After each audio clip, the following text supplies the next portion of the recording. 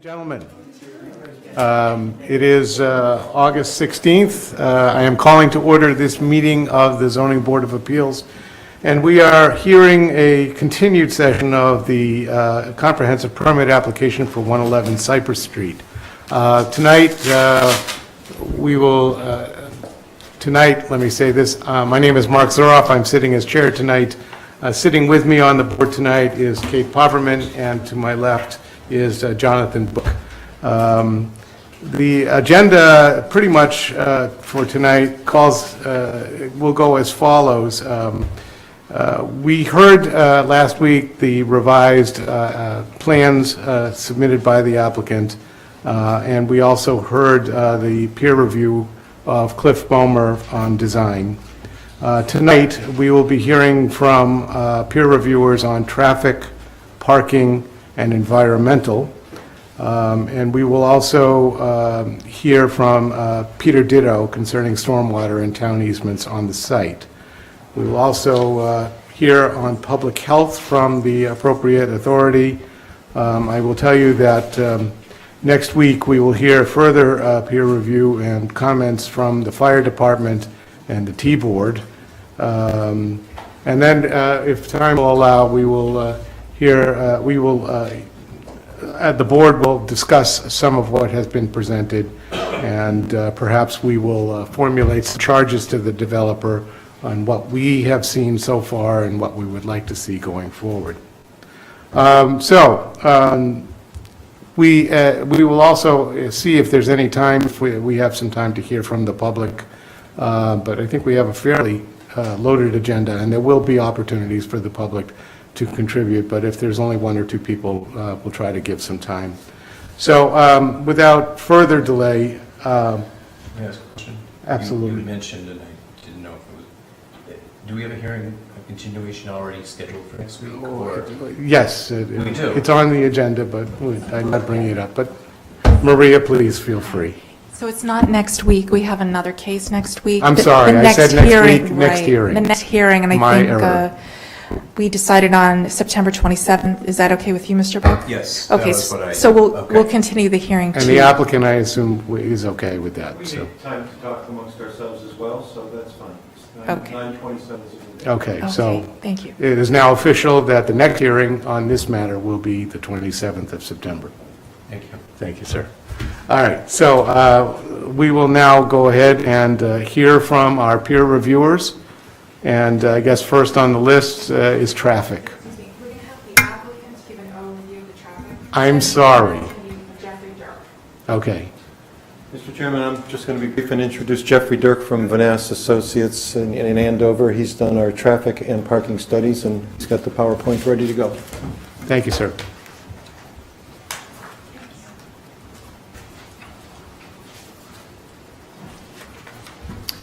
Good evening, Mr. Chairman, members of the board. For the record, Jeffrey Dirk, I'm principal with Vanass Associates, and we are the traffic engineers on the project. I'm going to go through a kind of a brief summary of the traffic study, and I know your peer reviewer here is here tonight to present kind of his review of our traffic study. I did have a chance to quickly look at the comments that were provided today, and I'll try to address some of those, or at least what we're going to do to address some of his comments as a part of my presentation. So just by way of a summary, the traffic study is prepared in accordance with state standards, and I think most importantly, before we went about conducting any portion of the traffic study, data collection or such, we made sure that we consulted with the town to verify the intersections and particular aspects of the traffic study that they would like looked at. And in this case in particular, modes of transportation such as pedestrian and bicycle activity were important in looking at the traffic study, but also the context of the project in relation to public transportation services. It's a great amenity that we have behind us by way of the Brookline Hills T station, so making sure that we have safe and access to walk or bike to that station was important as well, to make sure that we assess that in the traffic study. And you'll see how we folded the importance of that connection into the recommendations as a part of the traffic study. So again, the study that I'll present to you, the study area, all the aspects of the study were developed in consultation with the town. We have, as I mentioned, a detailed assessment of traffic volumes, pedestrian and bicycle accommodations, and public transportation services. One of the other things that we looked at is the relationship of the project in terms of its impacts to the existing office building that's there. And what we found was basically in terms of the net increase in traffic is that it's comparable or less impactful in terms of the amount of new traffic that will be generated to the office in comparison between the residential building and the existing office building. With respect to looking at safety in the area, we found that there were no apparent safety deficiencies. And by that, what we look at is motor vehicle crash histories at the intersections in and around where the project site is located, as well as on the roadways. And we not only look at motor vehicle crashes, but also pedestrian and bicycle crashes at the intersections. And there were no deficiencies found in looking at the crash history at those locations.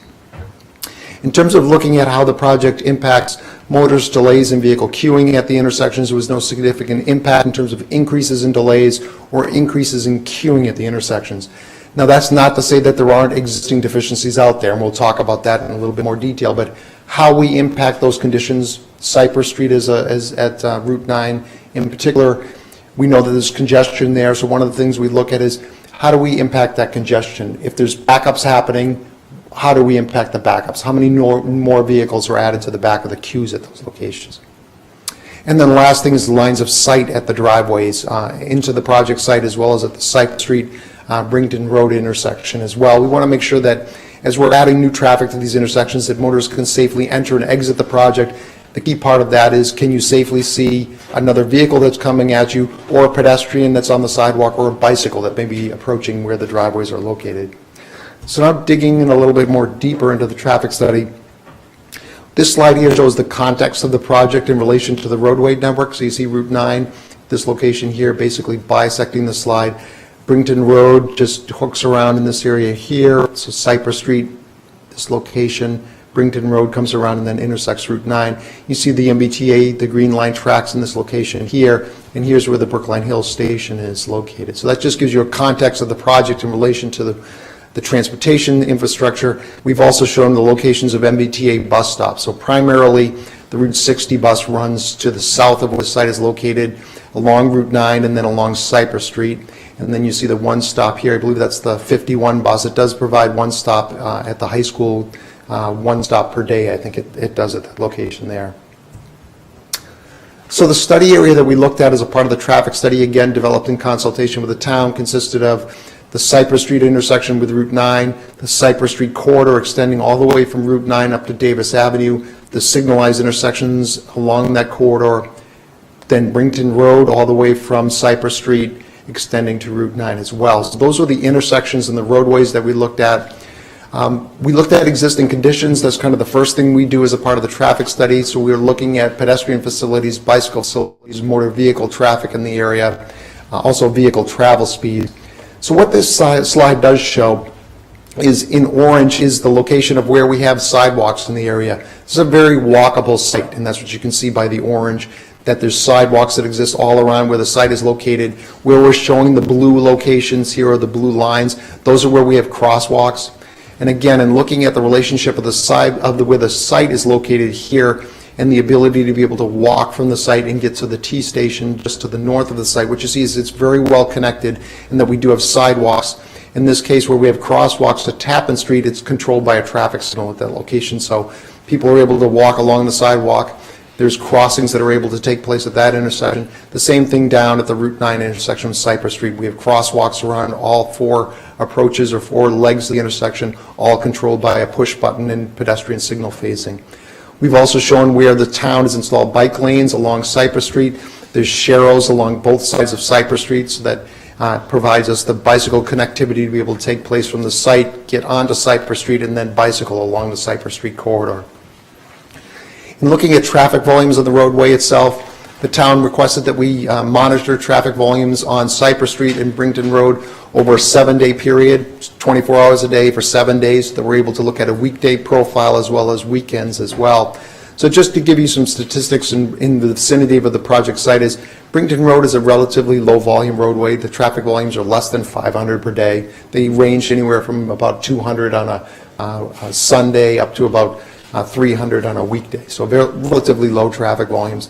In comparison, Cypress Street has about 12,000 vehicles on a Sunday, and that goes up to about 14,000 vehicles on a weekday. Those are two-way traffic volumes.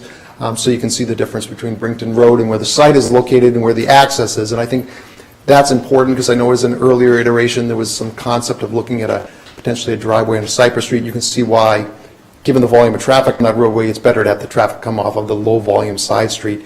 The other thing is the travel speeds are much lower on Brington Road. When we did do those volume measurements, we also measured the speed of traffic, so 7 days a week, all the vehicles on that road for 7 days, we measured the speed. The travel speeds in the vicinity of this site on Brington Road are about 20 miles an hour, so it's a low speed, low volume road. It makes sense to have the access off of that road for those reasons. Looking at Cypress Street, high traffic volumes, the speeds aren't that high. One of the reasons why is you're coming down to the signalized intersection of Route 9, so traffic is really traveling along that corridor. It tends to slow down in the vicinity where the site is. So it is a posted speed limit of 25 miles an hour. The majority of the traffic is going just below that, around 23 miles an hour. So again, large volumes of traffic, but it's traveling at relatively low travel speeds. In looking at pedestrian activity in the area, pedestrian activity is very high. If we looked at the crossings that take place in the vicinity of where the site is located, the crossing that goes across Brington Road, where the site is located, you have somewhere between 170 and 180 pedestrians crossing during the peak hours at the location. So it's a high volume, and as you might expect, those pedestrians are walking up to get to where the Brookline Hills T station is located.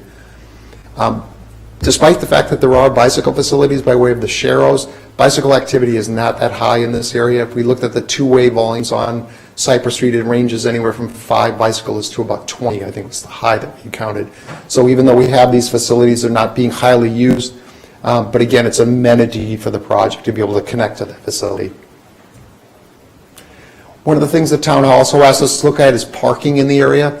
So we did a detailed parking inventory looking at all the parking regulations in the area. We also looked at the quantity of parking, and then we did parking observations. So we actually went out there during the weekday and on a weekend and looked at parking demands in these locations so we could determine how is on-street parking, where it is available, how is it actually used in the area.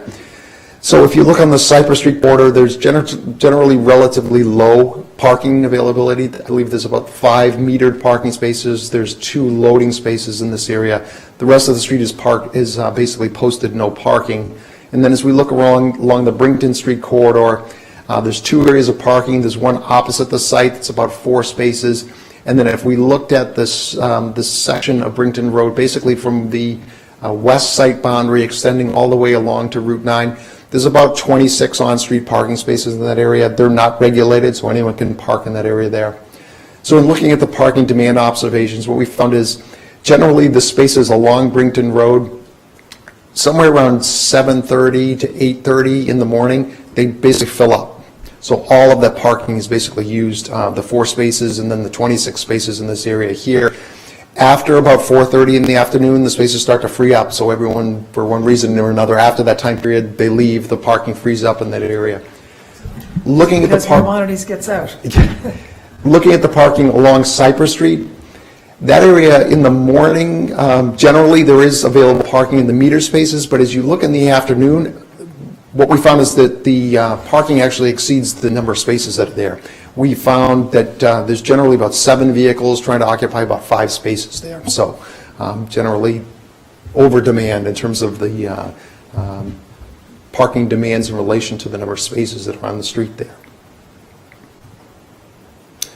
So the next thing we looked at is the traffic characteristics of the project. And before I get to the slide, what I want to mention is what we're required to do in the traffic study is we have to look at a 7-year planning horizon. So as we're looking at the impacts of the project, what we're required to look at is the year 2024. So our existing conditions are 2017. We're required to project those conditions to the year 2024, and then we look at those conditions with and without the project. So it's 2024 without the project versus 2024 with the project. So we work with your planning department to develop what that 2024 condition looks like, and it contains 2 general components. The first is just general traffic growth.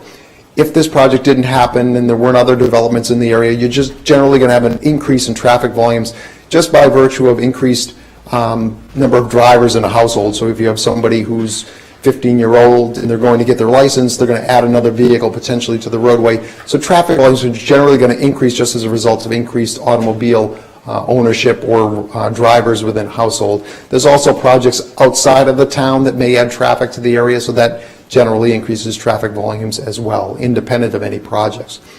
The other thing we look at is projects, so specific projects in this area that the town has approved or is in the process of approving that haven't been constructed yet, and they will add traffic within that 7-year horizon. So the first component is the traffic growth. So we look historically at how traffic volumes have changed in the area. We're able to look at information from the Massachusetts Department of Transportation that has continuous count stations in the area, and we can look at how traffic growth trends have occurred over the past 10 years. What we found is in looking at a 10-year profile of traffic patterns, what we found is there's been kind of ebbs and flows, growth and declines of traffic volumes. On average, traffic has generally remained relatively stable. What we do when we find that either growth has declined or we have a stable condition, we generally use either a 0.5% or a 1% growth rate, because we know traffic volumes are going to increase in the future. In this case, we use the 1% growth rate, so it's much higher than what the historic traffic growth trends have been in the area. In terms of the projects, the town did identify 4 projects for us to include in the traffic study. The first was the Out of Brookline expansion that is happening down at the Cypress Street intersection. There was a Children's Hospital medical office building that we included. There was a hotel development that we were asked to include. I think that was at 700 Boylston Street or something like that. And then there was an age-restricted housing community that we were asked to include. That was about 45 units of age-restricted housing and a small amount of retail space, about 7,000 square feet. So there's 2 components of the future condition without the project is 1% growth, and then those 4 projects I had mentioned. That's basically our no-build condition. So the build condition, we estimate the amount of traffic the project's going to generate, and then we add it on top of that no-build condition, and then we look at how the traffic patterns change, how delays or vehicle queues might increase at intersections. So in doing the trip projections for the project, we start with standard trip generation statistics or numbers from the Institute of Transportation Engineers, abbreviated ITE here.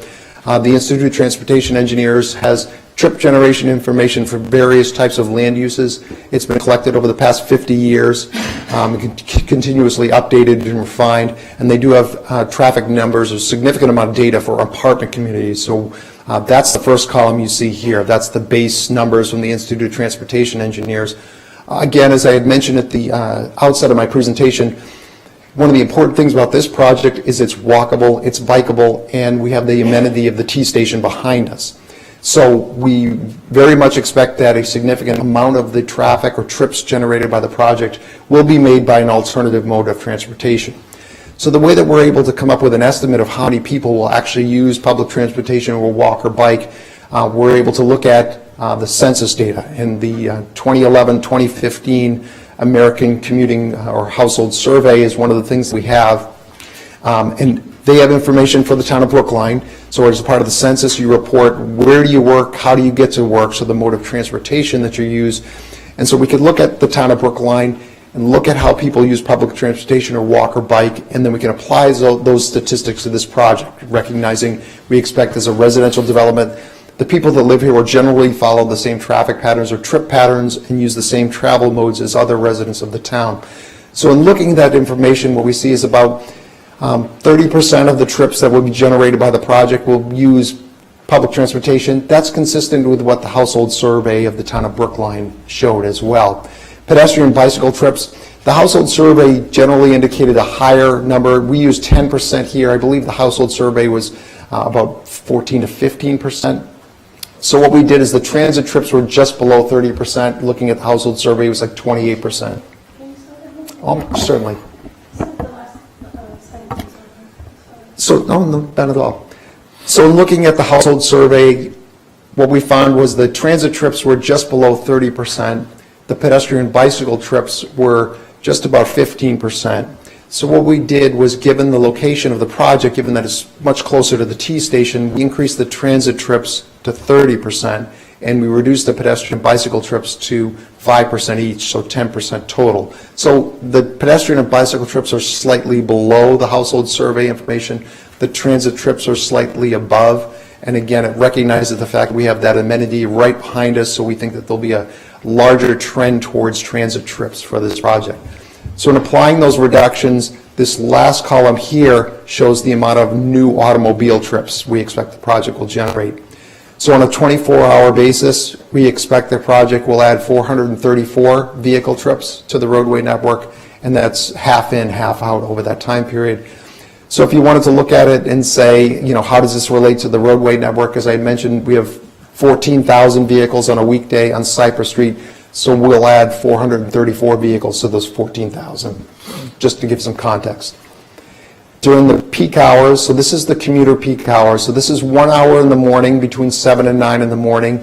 We expect the project will add 32 vehicle trips. 6 will be entering, the majority, 26 will be exiting. During the evening, this is the highest traffic volume hour between 4 and 6 in the evening. We expect the project will add 43 vehicle trips over the course of that high traffic volume hour. 28 will be entering, 15 will be exiting. Mr. Durham, can you remind me what parking garage scenario these figures are based on? Is it the 0.67 ratio or the large one? So the important thing about these numbers and the trip generation statistics alone, they're not based on the number of parking spaces. They're based on just how much traffic a 99-unit apartment complex will generate with the reductions to account for the alternative modes of transportation. But it is valid to be able to say a relationship between the automobile trips and the number of parking spaces. I mean, clearly, if we were generating more peak hour trips than parking spaces, then you'd see that it doesn't quite make much sense. Okay, so this is general data derived from statistics gathered over Correct. time and place. Okay, Exactly. thanks. I would mention, unless you have a transient parking garage, parking in and of itself doesn't generate traffic. It's really a matter of, it's the use that generates the traffic, and then you need to have a place to park those vehicles that are there. But the project, it generates traffic. You need to have a place, obviously, to park the vehicles, but you can build a parking lot, and if you have no use of the service, it's not going to generate any traffic. It's really a matter of the uses that are going to use that lot. They're generating the traffic, and then you try to figure out where to park those vehicles. Thank you.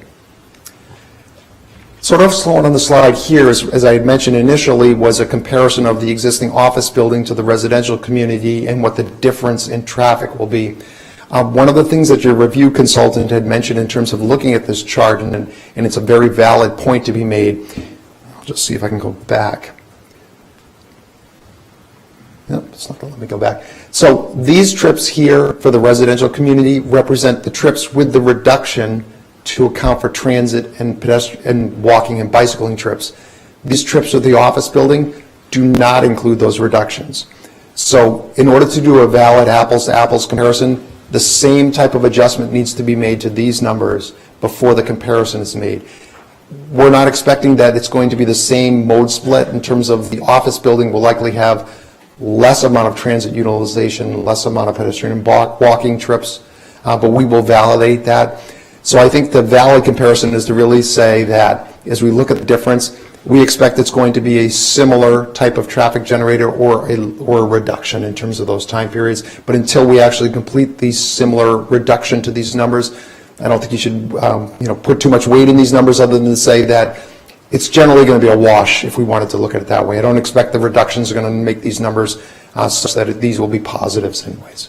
So your existing office building statistics are based on a national average for an office Correct. building? Standard Not instance. the particular use that it has been used for? Correct. If we looked at the use that it has been used for, it's a very low traffic generator in terms of the use that was there, in terms of what we actually counted. So what we do in terms of this comparison is that using the ITE, so it's ITE to ITE. So you're basically doing, it's apples to apples from that type of a standpoint. But if you were to say, take what's out there today and replace it with a residential community, you'd see an increase in terms of the amount of traffic. I would more characterize this as of right reoccupancy of the existing building fully tenanted, if you wanted to look at it that way. Do you have the statistics on the current use? I believe we have the traffic counts at the driveway. I'll have to see what the occupancy was at the time that we did the counts. And I could give you both ways, comparison to actual counts that were out there today as currently occupied, and then a comparison to if it were fully occupied, assuming it generates the same amount of traffic as what it's generating today. I would be interested in knowing. Yeah, that's easy enough to do. Okay, thank you. So once we've estimated the amount of traffic the project's going to generate, we have to assign it to the roadways and out through those intersections so we can see what the impacts are. And that's what's shown on the slide here. The blue numbers that you see and where the arrows are shown, this is how that traffic that the project's going to generate would distribute itself onto the roadway network. So what you see is about 60% of the traffic is on Route 9, 40% of it is heading towards Boston, 20% towards the Newton area. We have 5% heading to the south on Cypress Street, 30% to the north, and then on Davis Avenue, we have about 5% heading to and from the southeast. The way we come up with these numbers is the same way we come up with the transit number or the mode splits. We look at the journey to work data for the town of Brookline. So again, as you report to the census, not only do you report how you get to work, you also report where you work. So we're able to look at someone who lives in the town of Brookline, in general, where does the population work, and then we can take that, looking at where the communities are that people work, look at the roadway network that serves the site and see, well, if you work in Boston, how do you get from this site to Boston, basically. So looking at the percentages that are here, using the census data, we're able to come up with a traffic flow profile. It looks like this in terms of the distribution. It's also refined based on looking at the traffic patterns in the area. Because as we look in particular at the Brington Road intersection, we know that Route 9 in this area, it's median divided, so you can't come out, make a left-hand turn and head to Boston. So what you see is some of that traffic, the 20%, although it may be oriented in this direction here, and I'll get to this later on in the presentation. So if 20% of the traffic turned right coming out of the site, head down to the Route 9, turned right and headed towards Newton, when it comes back, it has to go through the Cypress Street intersection, make a left-hand turn. So there's some refinements of the pattern that are made based on looking at the traffic patterns in the roadway network as well. So once we've developed the traffic projections, we've added the traffic to the roadway network. The next thing we look at is the impacts that I had mentioned. So what I've shown on the slide here is the levels of service at the intersections. You probably heard it presented to you before that the level of service is reported like a report card, so A through F, with the A being best operating conditions, F considered an intersection that's in failure, and you'd see backups and queuing happening in that case. A D is defined as the limit of acceptable traffic operations, and an E is an intersection that's operating at its design capacity. So if you're at an E, you really can't add any more traffic before you start tripping it into the F threshold. So to quantify that in terms of delays, an A would be about a delay of about 10 seconds or more. A D would be somewhere in, let's say, 30 to 35 seconds of delay. And F is more than a minute. They're waiting at an intersection. So the way to read the chart here is we look at the columns that are here. This is the morning peak hour in this row. This is the evening peak hour in this row. And then reading across, the top row is existing conditions. The middle is the 2024 no-build condition. So that's future without the project. And then the bottom is 2024 with the project.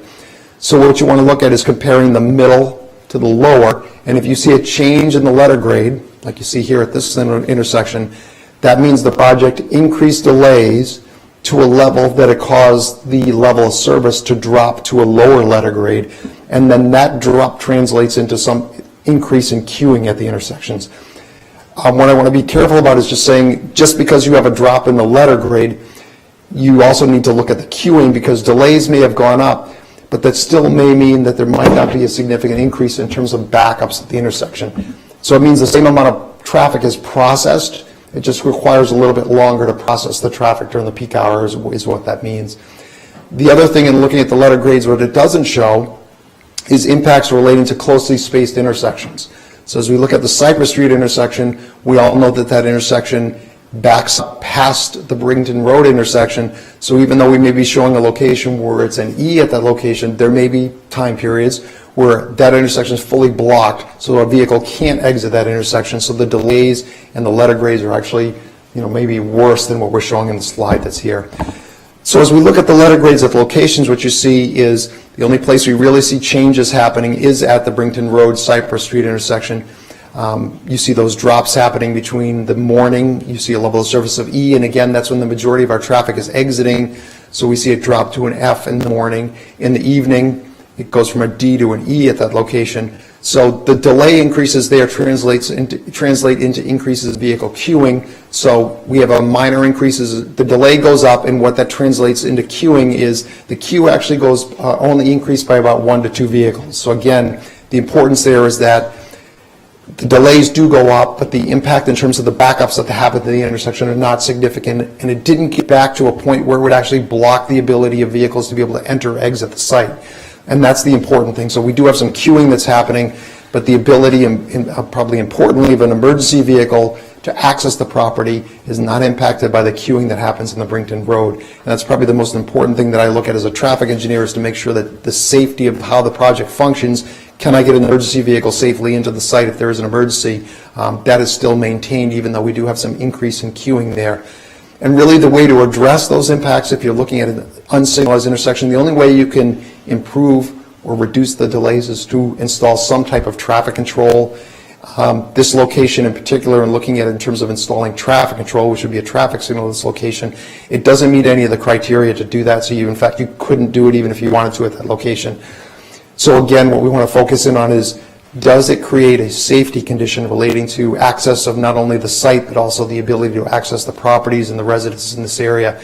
And again, the queuing doesn't get back to a point where it starts to impede the ability of an emergency vehicle to get onto the roadway.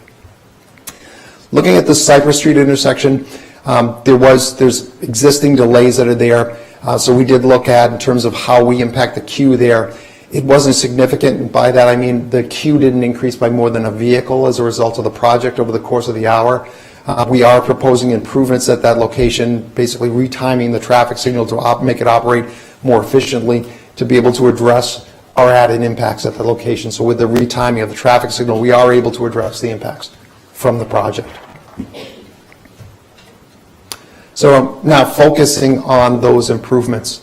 So the improvements are basically structured in terms of traffic signal timing, pedestrian and bicycle improvements, and then trip reduction measures for the project. So those are the kind of the 3 buckets that the improvements focus on.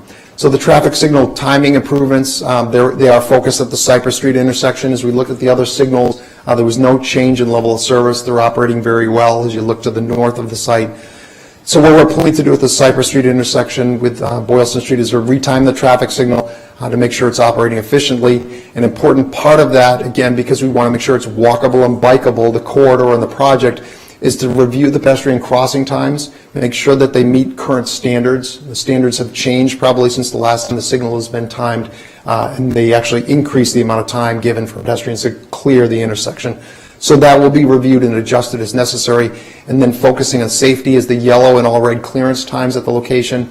We'll make sure that that, as a part of the retiming, that meets current safety standards based on the actual speed and volume of traffic along Route 9. So Allison and Maria, is that something that the developer actually has the power to do? Does the applicant have the power to adjust timing of lights? It's state control, so state parking control. We actually had a town engineer here who could tell you definitively. Okay, maybe after this we can hear from the town engineer? So it is something that we can apply for a permit to do.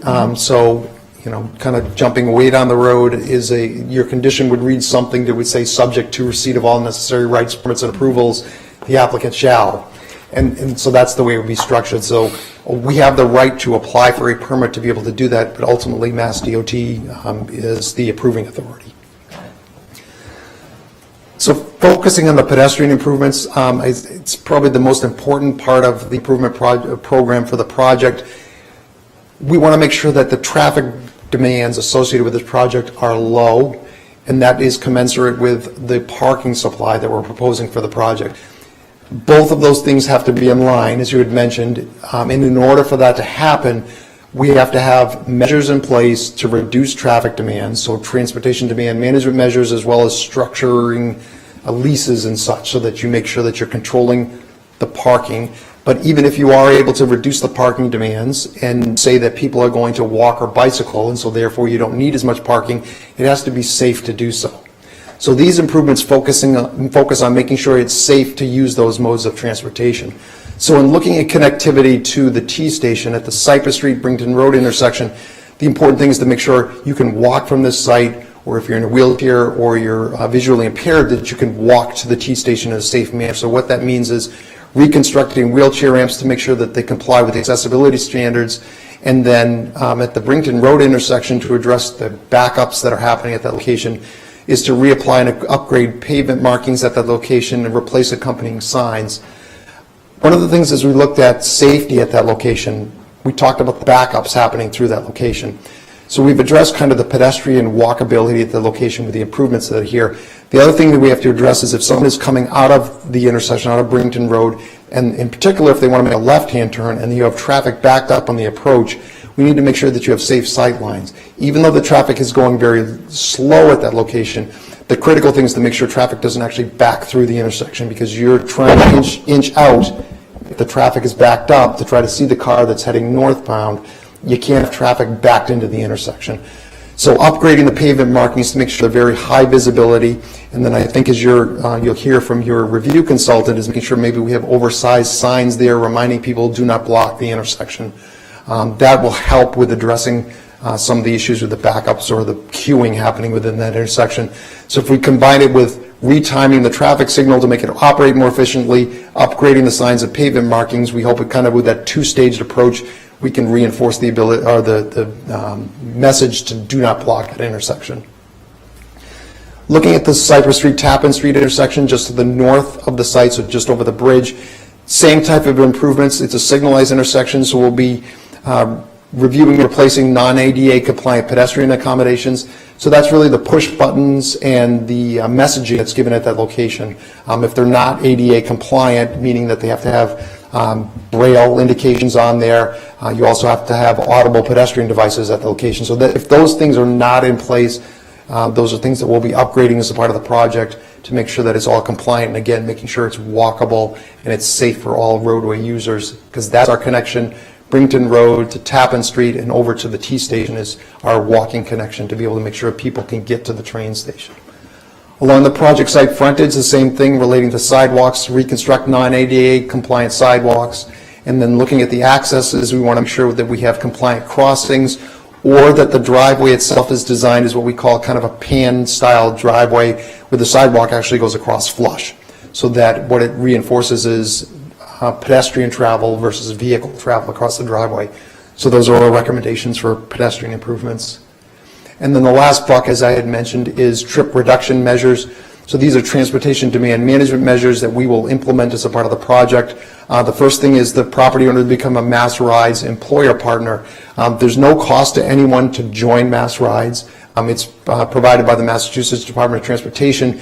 The important part about Mass Rides is if you're an employer partner, what it does is it provides the emergency ride home program. So if you want people to walk, bicycle, or use public transportation, you need to have the emergency ride home program, so that if somebody gets stuck at work and there's an emergency and they need to get home, what this does is it actually provides a taxi voucher that's paid for so that someone can actually get back to their residence.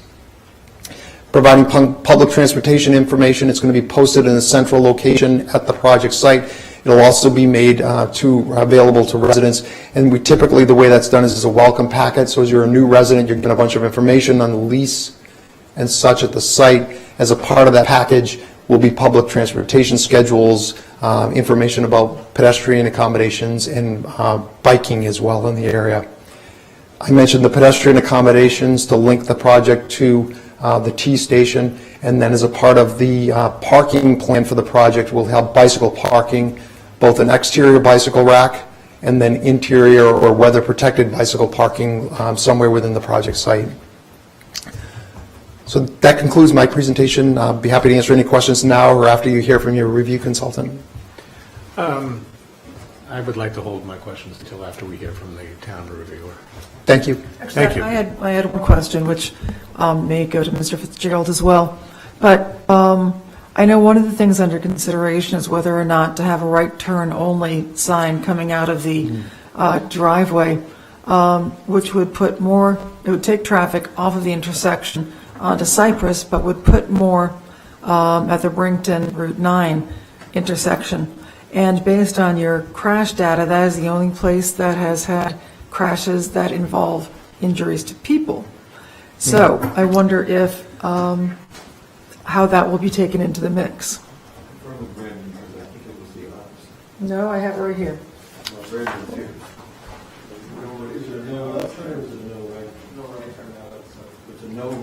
Oh, it's no right turn.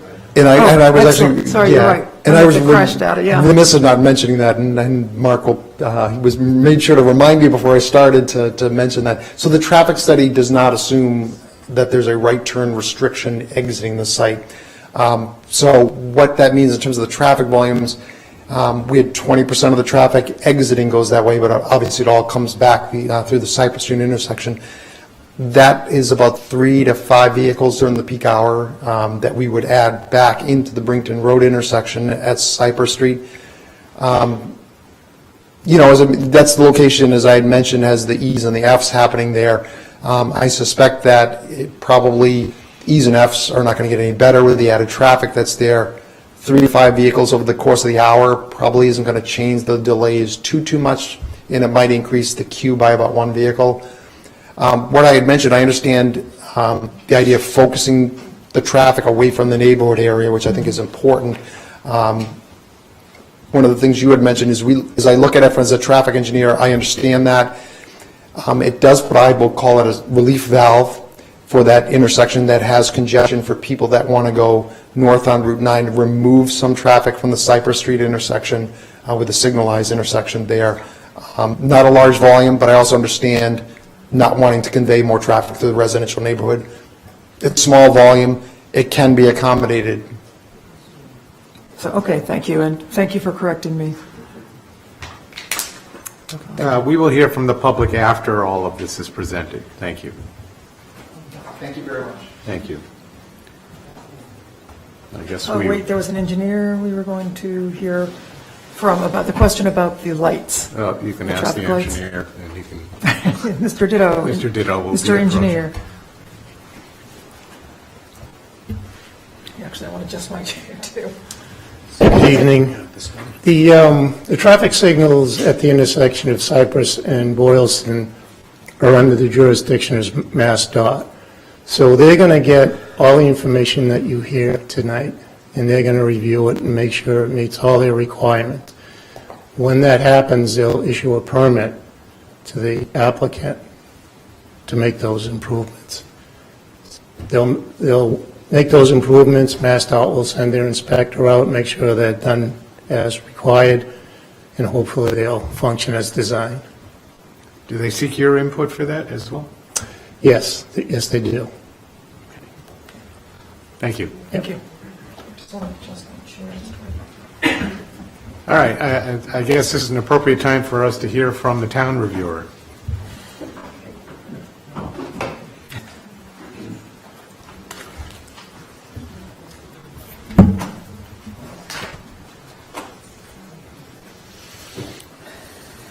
My name is Jim Fitzgerald. I'm with Environmental Partners Group, and I performed the traffic peer review of Vanessa and Associates' June 2017 traffic impact assessment for the site at 111 Cypress Street. And our review has determined that the report was performed in a professional manner and consistent with standard engineering practices. So the development, as we understand it, includes the 99 apartment development on the corner of Cypress Street and Brington Road with on-site parking for 66 vehicles. The access to the site will be provided via Brington Road at the existing western site driveway that exists today. The study locations included the 5 intersections that Jeff had just identified, the signalized intersections of Cypress and Davis, Cypress at Tapan, Boylston and Cypress, and the unsignalized intersections of Cypress and Brington and Boylston and Brington. These project study limits appear to be very reasonable. Traffic data was collected by VAI back in March of 2017. The March data provided in the report from MassDOT identifies that the month of March is slightly above the monthly average for the year, and therefore conservative numbers that were used in the study. Speed measurements were evaluated. As Jeff has identified, the Cypress travel speeds are relatively low, lower than the posted speed limit of 25 miles an hour, between 22 and 23 miles per hour, depending on which direction. Brington Street, very slow traffic, moving about 19 miles per hour. Substantial amount of pedestrians counted along the roadway, especially at the Brington-Cypress intersection adjacent to the site, with very light bicycle volumes despite the portions of Cypress Street that have bicycle lanes and the remainder having shallow pavement markings. The intersection safety was evaluated for the 5-year period using Mass DOT data from 2010 to 2014. All locations have substantially lower than average crash rates, which compare the amount of crashes related to the amount of traffic traveling through. With regards to the Cypress-Brington intersection, I understand that there's been some concerns having to do with safety, and certainly the queuing through the intersection is a concern having to do with sight distance, which we'll get into shortly. At that location, the Mass DOT information data indicated that there was only one crash during that 5-year period. This could perhaps be verified with local police department data to verify that there is such a low amount of crashes at this specific intersection. The traffic data. I'm sorry, Mr. Fitzgerald. I just want to say, I know Maria has asked that Brookline police data be included, and it often isn't in Vanessa's reports. Actually, it never has been in all of the 40Bs I've been on. So for some reason, there is a problem with Brookline communicating to Massachusetts the crash data. So I would ask from here on that you just go and ask Brookline to produce it, and within 10 days, they will get it to you. Thank you, sorry. Okay, thank you, no problem. The trips, the traffic volumes were projected, as Jeff had indicated, using both background growth rate and the significant projects planned in the area. The trip generation, the projected traffic volumes appear to be conservative in nature, considering the background growth data in the area has shown that traffic volumes have actually been decreasing, and a 1% per year increase was provided for. So that was somewhat conservative and acceptable. The build volumes were based off of the ITE trip generation manual using procedures that were verified. The traffic volumes do make sense. With those trip-generated traffic volumes, the mode split was taken into consideration using information available from the 2011 to 2015 American Community Survey 5-year estimates for Brookline, which actually showed greater amount of alternative modes of transportation in the area than were used in the study. So again, the study has shown to be on the conservative side. With all that, this resulted in 434 trips per day, 32 trips during the morning peak hour, and 43 trips during the evening peak hour. The comparison between the existing office space and the proposed apartments, as Jeff had identified before, should be updated to reflect the mode split between both uses, just to compare apples to apples, or to compare the traffic data available at the driveway. In the end, we anticipate a similar trip generation between the existing usage during the morning peak hour and the afternoon peak hour when you look at the total trips during those periods. Of course, the one area where there is variation has to do with whether or not those trips are entering or exiting. The existing office usage, for instance, there are much more vehicles entering the site in the morning, while for the apartment usage, there are much more vehicles exiting the site in the morning. So that kind of changes the dynamic a little bit. But overall, the total amount of trips between the peak hours in total will probably remain somewhat consistent once those evaluations are verified. In looking at the traffic analysis for the 5 study intersections, most of the intersections do operate with negligible differences when you compare the future no builds with the future build. These include the Cypress Tappan intersection, Cypress Davis intersection, and the Boylston Brington intersection. Our evaluation of the Cypress-Boylston intersection determined that by altering the traffic signal timing slightly, we concur with the conclusion that the operations are able to be returned to a balance between the future no build and the future build. So they pretty much negate each other. As far as the Brington Road approach to Cypress Street, as Jeff has presented, yes, there will likely be an increase in delay and queue length experienced along this approach, this very congested intersection.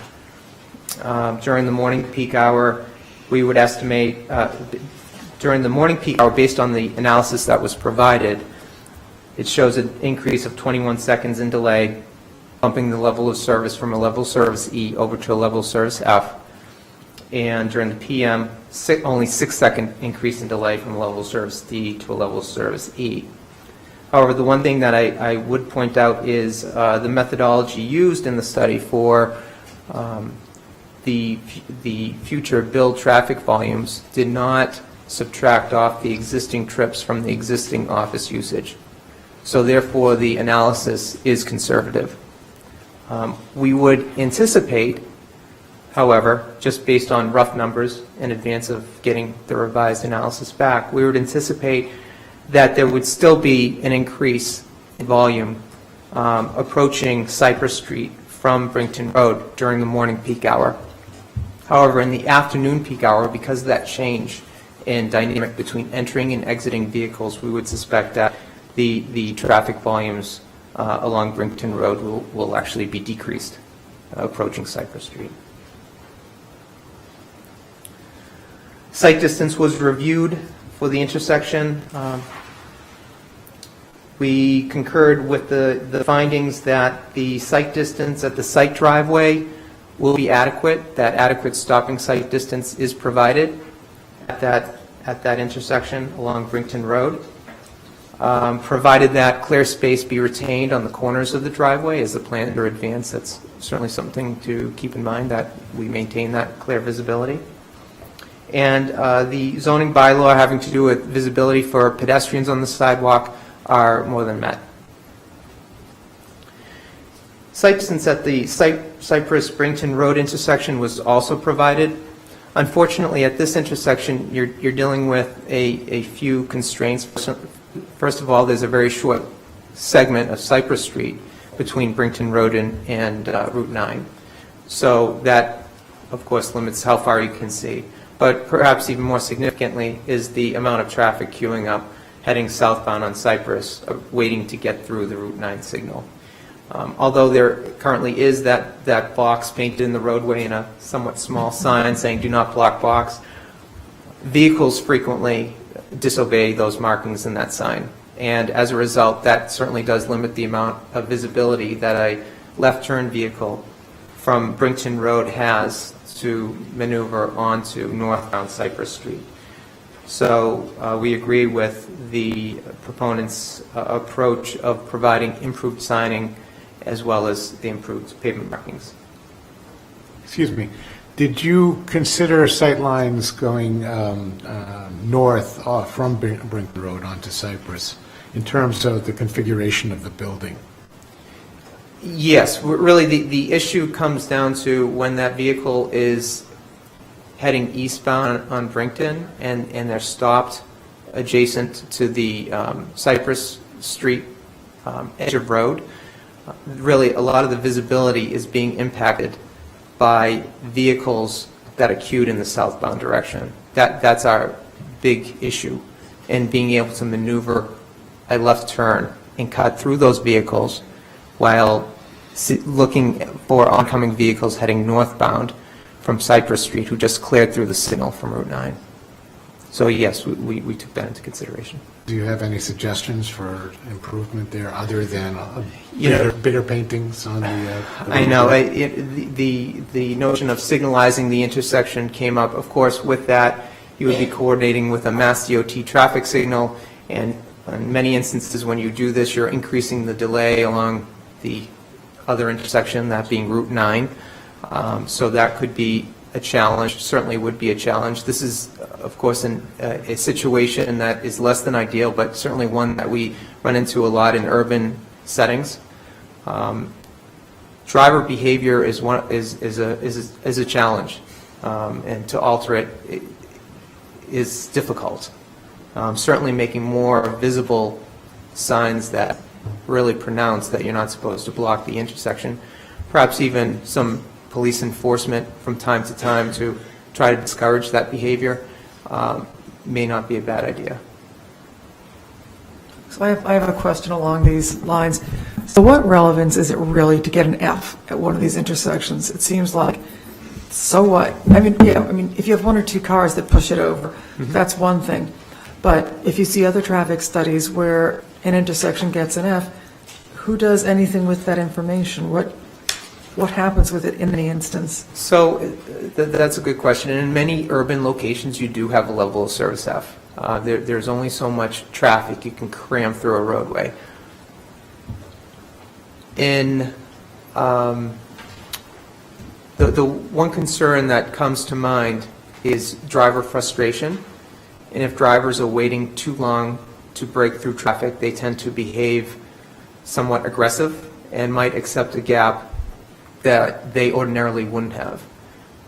So that is one of the concerns having to do with safety, is that driver frustration level elevating and people becoming more aggressive, breaking through traffic. So in terms of a development, have you ever seen any in which the change of safety in an LOS or whatever is changed from a to an F or several Fs, where that has made a difference in how the design is made or approval of the project? It depends on the community.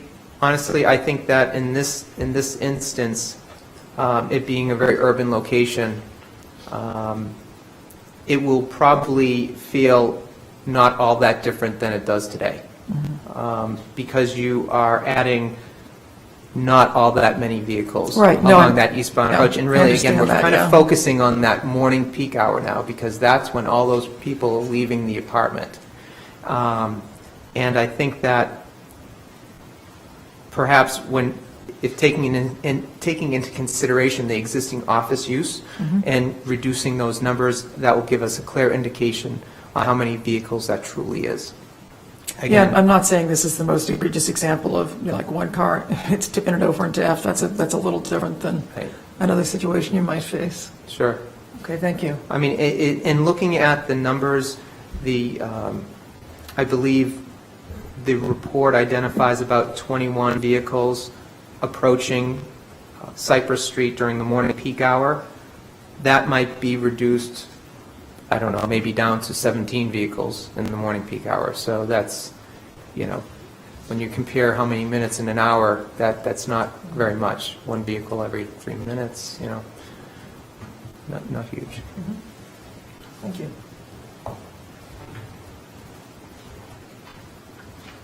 Okay, one final thing. So, you had mentioned in your report that you think it would be appropriate for a vehicle template to be produced relating to the site driveway. Correct. So in looking at the site driveway layout, Brington Road is a pretty tight road. It's not very wide, obviously. And so we want to make sure that vehicles are able to turn in and out of the site freely. Assuming that this development will continue to allow returns out of the site, we should be looking at vehicle templates being able to swing that right turn. And there's an existing bump out or curb extension directly opposite the existing driveway that is proposed to be shifted over a bit. Incidentally, there's an existing driveway that I believe will impact that location, so it may have to shift westerly even a little bit further. But in order for that vehicle exiting the site to turn right onto Brington, it appears to us that there's a good chance that may have to move further, or the driveway opening has to be widened a bit to really accommodate that movement better. So is that something we should add to our request list? Yeah, probably, yes. Okay, thank you.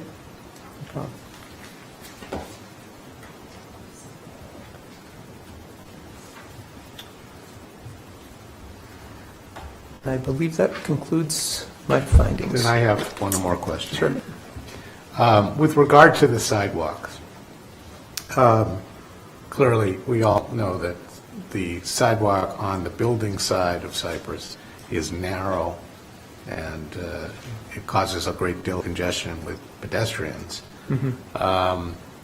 Would you concur with the recommendation that the sidewalk be somehow expanded, or, I don't know, again, I'm stepping into territory that I probably don't have jurisdiction to do, Sure. but So here's the problem. When looking at a roadway or designing a roadway, it's always a balancing act to accommodate all modes of transportation. So in order to provide the right solution for this roadway, you can't just look at providing better, wider pedestrian accommodations without considering the bicyclists as well. We could take a look at what that right balance might be, but we did not do an evaluation of the roadway width and considering new geometry along the road. But all I would advise is to be careful of not to improve the pedestrian accommodations, but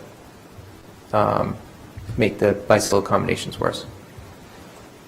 Maria, I'd love to hear from you. Yeah, just to clarify your question, Mr. Bomer last week had recommended that the sidewalks be increased, but actually his recommendation was that the building have a greater setback, and that would mean that the applicant would need to give an easement to the town. So that was the situation he was proposing, rather than what Mr. Fitzgerald was assuming was expanding the sidewalk into the public No, way. I realize that that could be interpreted in two different ways. Right. And it's still a consideration that I'm thinking about. And finding a solution may require something from the town or something from the developer. Sure. But it is a concern, and I just wanted to hear Yes. Mr. Fitzgerald's reaction Sure. to that. Thank you for clarifying that. Certainly, for this amount of pedestrians walking up and down the sidewalk, and as well as the additional pedestrians that are going to be added to the sidewalk to get to the T station, certainly it would be beneficial to provide additional width on that sidewalk if feasible. Okay. And also, I mean, clearly, the bicycle lane further adds to congestion, and we just heard statistical analysis that said that there are very few bicycle trips. Very light. Maybe below average or well below average for that. So it is something that the town could consider as well. Right, and one thing to keep in mind here as well is kind of the big picture, you know, and thinking about bicycle accommodations, it's not just this roadway, it's the grid, the network of bicycle accommodations throughout. So as more and more roadway projects come underway, I would anticipate that more bicycle accommodations will be provided, whether they be sharrows or bicycle lanes, hopefully, that really help to increase that network and draw in more bikers. So it's a process. Okay, I just wanted to know that you were considering that. Yeah. Okay, thank you. Any other questions for Mr. Fitzgerald? No. Then, do we have any questions now for the applicant, now that we've heard the peer review? I think we'll still wait to have questions till all this is done. There's a member of the audience who is still. As far as the public is concerned, if you want to comment on what we just heard and nothing else, I would ask that you do that. There will be an opportunity for you to comment on the project in general, but if you want to comment on the transportation aspect, and keep your comments brief.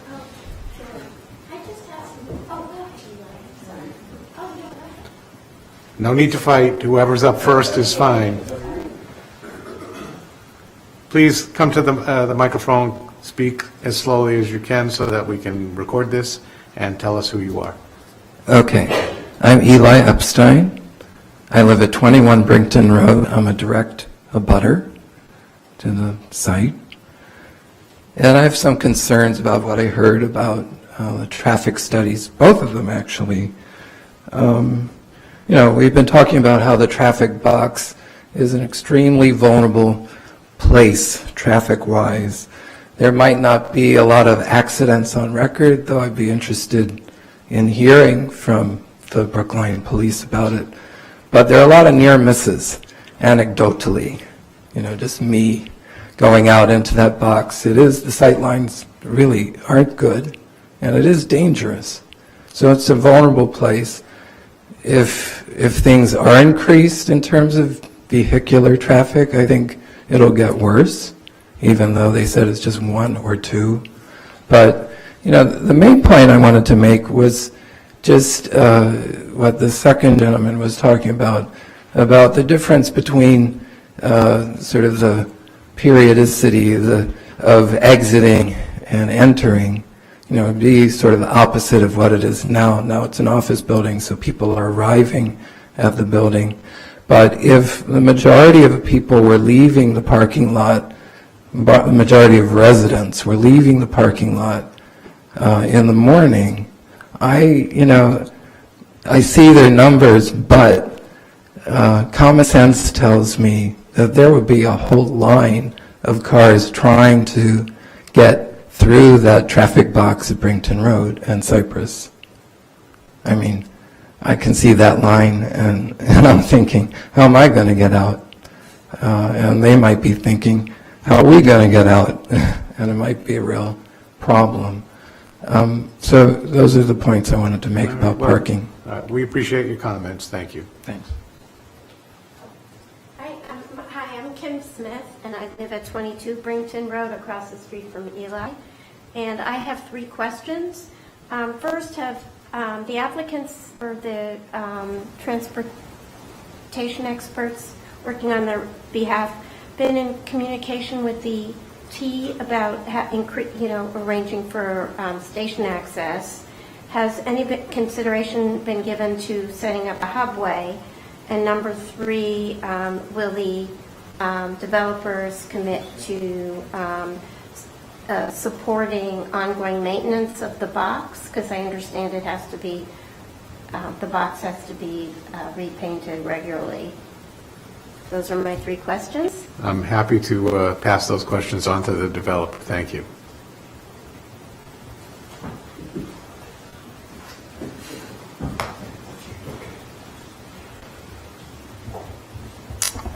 Again, for the record, Jeffrey Dirk of Vanessa & Associates.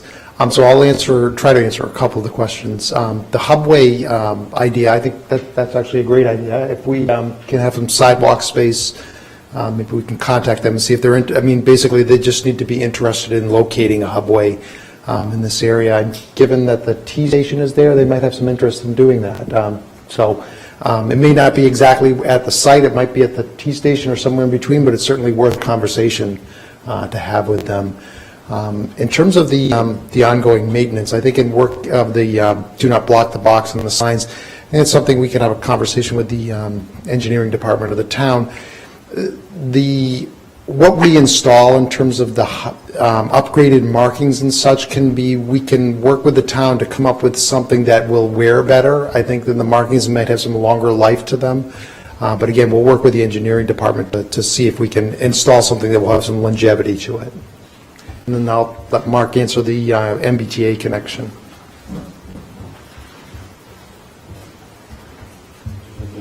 Email address. I did get an email, Mr. Chairman, from Chris Dempsey, who has been relentless in asking us to check with the T. And he has passed along some information about a contact person. I've asked my client how they would like to proceed, and we will take that up in the next week or two. Okay, I appreciate that. Thank you. Okay, we can move on to our next presentation. I think we're moving on to environmental. Oh, I'm sorry. Well, again, I can't read very well, so. Good evening. Art Stadig with Walker Parking Consultants. I'm reviewer for the parking component of the project for the town. We had submitted a memorandum, which hopefully you have, and the proponent didn't have their plans. We don't have those available. I'll bring a stick next time in case it's easier to. I was just going to say if we could review either the site or parking plans, and if while you're pulling that up, I can. Which plans do you want? Because I have your letter. I can pull this up. That'd be great if you pull mine up. Sure. That'd be. Yeah, I tried, and I do have the applicant's plans here too. So. Okay. Mine would be perfectly fine because it shows. You have to speak to the microphone. Sorry. Just a little frozen here. Sorry. My mouse. Why don't you just talk and I'll this, okay?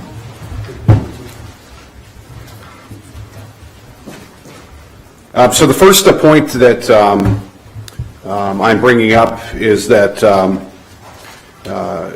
the amount of parking required by zoning is, the mandate indicates 2 spaces are required for 1 and 2 bedroom units and 2.3 spaces for 3 bedroom units. What that would require is a required 201 spaces for an average of 2.03 spaces per unit. That's what the mandate requires. The project's reducing this number to the 66 spaces that are provided, or a demand ratio of the range of 0.67 spaces per unit, which is about a third of what the zoning requires. The point on that would be that we would just request a much more definitive, since this is such a large reduction, a little bit more definitive analysis to indicate why that would be acceptable for this particular development. We would suggest a review. I know Jeffrey had mentioned earlier that he looks at Census Bureau information for traffic. That would be, one of the things that we suggest to be looked at is the parking demand for the specific census tract that is here. Then also taking that with that information and looking at the actual unit mix that we have. This has got quite a number of 3-bedroom units. It's a basic tenet of parking demand, either whether it's ULI, Urban Land Institute, ITE, Institute of Traffic Engineers, that the demand goes up with the number of bedroom units, although that is definitely the spirit of that is in the bylaws. So this does have 10 units, or 10% of that is 3-bedroom, and that would be good to take a look at that. In addition, one thing that's extremely important is that we would ask the proponent to take a look at whether market rates are going to be applied to this parking and how that affects parking demand.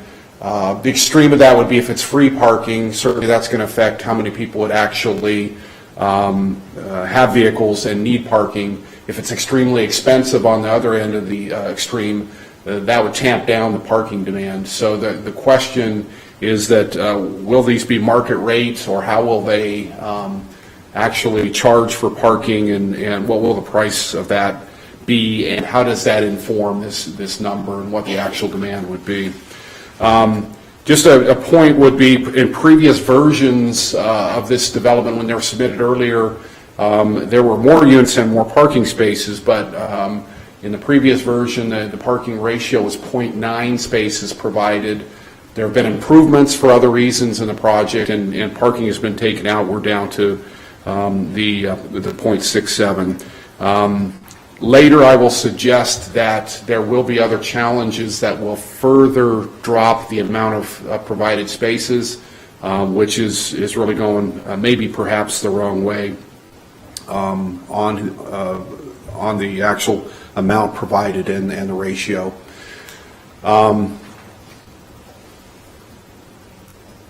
The second point would be the number of spaces or the actual traffic peak hour volumes that were stated by Jeffrey. We take no exception to those. The actual demand percentage numbers seem a little bit higher than what we normally see, and perhaps that has something to do, I would leave that up to Jeffrey to explain, that maybe the amount of parking that we're providing is less than what might be seen in other developments that would normally have this amount. Jeff rightfully explained that it's not the parking in and of itself, but the development and or the use that creates the parking or the traffic, and not necessarily the amount of parking that you have.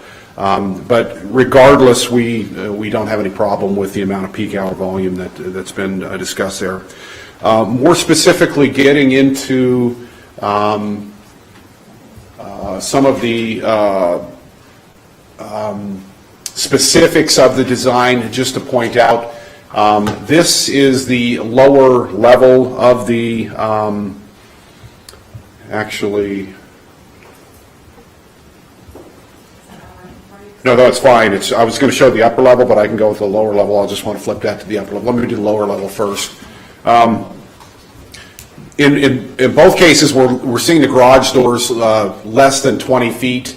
We're just pointing out that vehicle maneuvers in and out, it would be very difficult to get two-way maneuvers with turns at these locations, and actually upstairs the entry exit is here. So as a vehicle is exiting, really you can only fit in that less than 20-foot width one vehicle at a time. The other vehicle trying to come in would have to stop and wait till that vehicle that's in the doorway or in the drive lane coming out, evacuates that and comes in. The point on that would be, we just suggest that the proponent take a look at that design, see if they can improve the level of service on the entry widths, and take a look at the ramp widths to see if they can alleviate a little bit of that possible tightness or low level of service and improve that. It's rare but possible that might, back out a little bit onto Brington there. As people may be leaving at the, let's say in the peak PM hours, and several vehicles are trying to enter at that time, they may back up into there. But I think that can, be taken care of with a little bit of design improvements there. Also, just with that, we don't know, and certainly we wouldn't expect this at this level, but whatever type of control is used on those doors would affect how they operate. So, for example, if you had a clicker, or if it's an automatic ABI system that opens and closes the doors, that will affect flow through there, and likewise would affect how that flow backs out into the street. So that would be a detail to be looking at later, and suggest that the proponent take a look at that. Inside the parking facility on both levels, if you'll note that at this level there are no columns shown or structural support elements for gravity loads shown. Normally we would see columns. Now, we don't suggesting at this conceptual stage that columns don't need to be shown, but what will happen is, if this is not a long span construction, and I will leave that up to the proponent to figure out whether that makes sense, in my experience with residential construction, you don't normally go with long span for many reasons. What this will do is place columns either in between the parking spaces or somehow in an arrangement that will affect the layout. As it affects the layout, the number of spaces will likely go down. In addition, it may affect the level of service in there, but that is a secondary issue. The biggest point on that would be the number of spaces will likely come down somewhat. In this lower level, the ramp slope is high. That can be adjusted later on. We're just pointing that out. But what is happening is we would presume that the design would allow people to come driving around this way in their circulation pattern. Either way, whether the circulation is clockwise or counterclockwise, the turns from this ramp to this end bay turn do not work. They are too tight to make that maneuver. What we're suggesting here is the reason we would suggest a counterclockwise circulation pattern makes more sense is that these parallel spaces that are up against the wall, it's highly preferable to park in those so that the driver's side door faces out into the drive lane. Otherwise, if you go in the other direction, as you're parallel parking, your driver's side door will be up against a hard wall. What will then happen is the vehicles will want to be pushed out further into the drive lane so you have enough room for door opening, etc. In addition, these parallel spaces are only 18 feet long, which is way too short. Town requirements are 21 feet, and I would suggest that that's a good design practice to allow most vehicles to make parallel maneuvers into those spaces. So once again, when those are adjusted to get reasonable dimensions, you will be losing probably a parking space in that run, which is just another thing going against the total count. It's suggested that this would be a very difficult space to make a parallel maneuver. If you were coming in this direction, normally you have to drive past a space and then do a parallel maneuver back in there. There's no room for that. So once again, all of these are just conspiring to whittle away at the car count. Fundamentally, the layout works, but there are challenges with it, as I've indicated, and those will reduce the overall car count.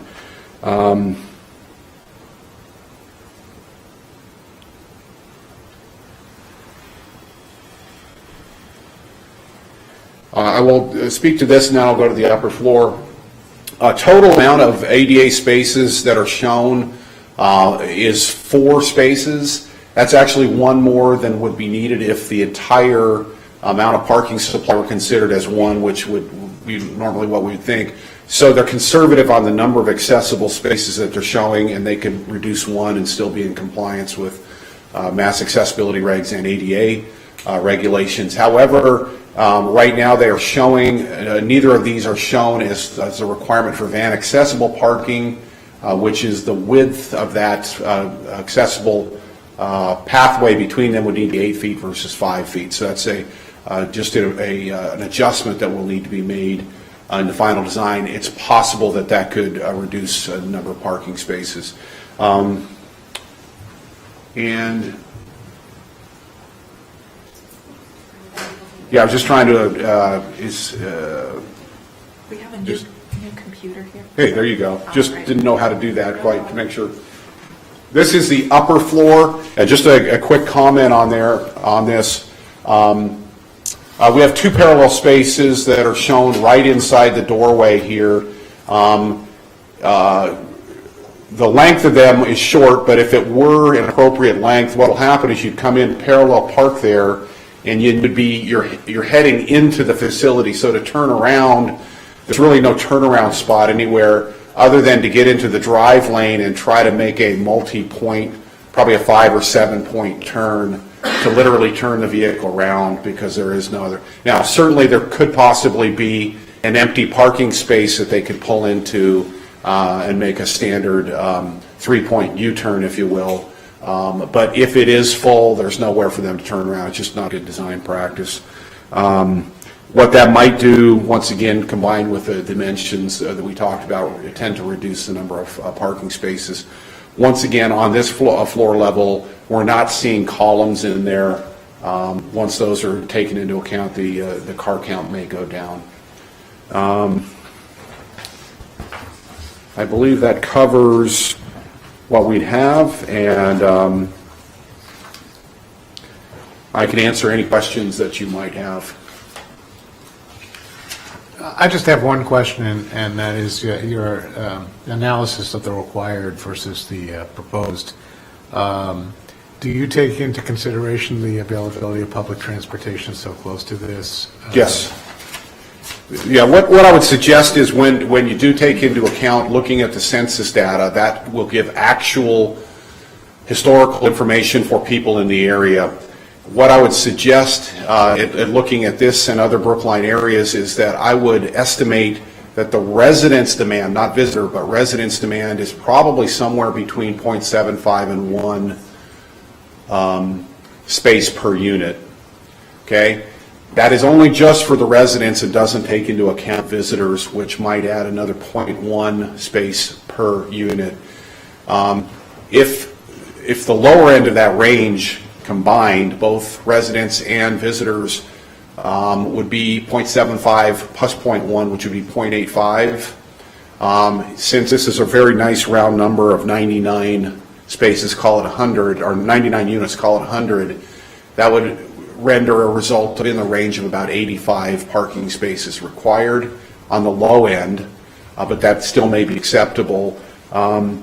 After you probably are going to lose some parking here from the 66 to make the appropriate adjustments as indicated, we may be 20 or 25 spaces lower, that's my opinion, than what the demand would actually really want to be, left to its own devices.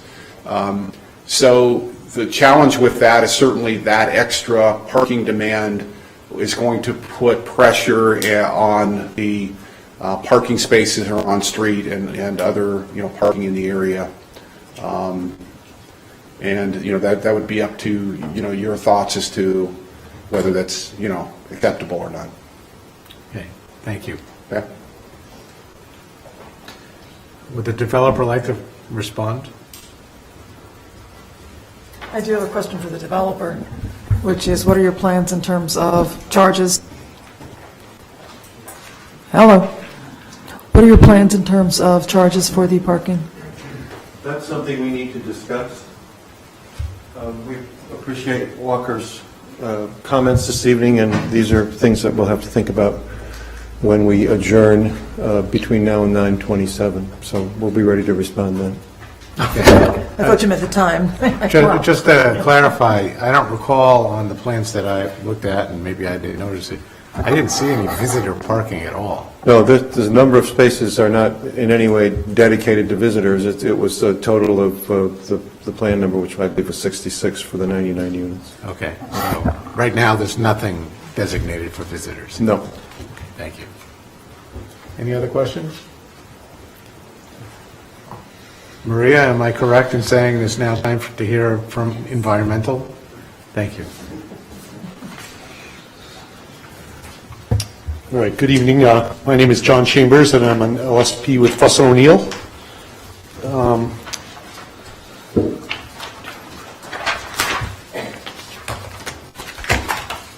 did steal a couple figures that might help with this.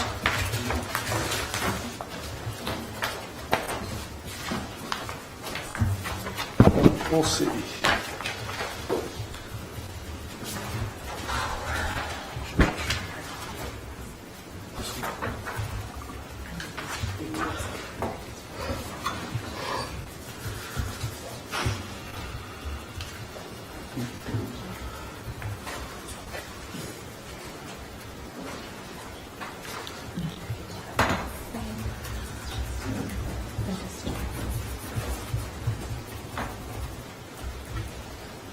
Okay, so I have a couple figures that I stole from the applicant's materials that'll introduce a couple issues, but at the end I'll tie it together. There's 4 recommendations that I'm going to make on how to address the environmental issues. So this is just the existing conditions, and there's three things I want to point out from the, there's been some level of assessment of the property. It's extremely limited. There was a phase one done, which is really kind of a history review to see if there are kind of environmental things that suggest there would be environmental contamination out there. From a history review and a walking of the site, there were no indications that there would be environmental issues from that report. The applicant also had a consultant take 2 soil samples and 1 groundwater sample from the site. So kind of a screening of, are there contaminants in the soil or groundwater. In both of those, in the soil sample, they found basically metals and semi-volatile organics, which are very typical in kind of urban fill, not at levels that would be considered background in typical urban areas.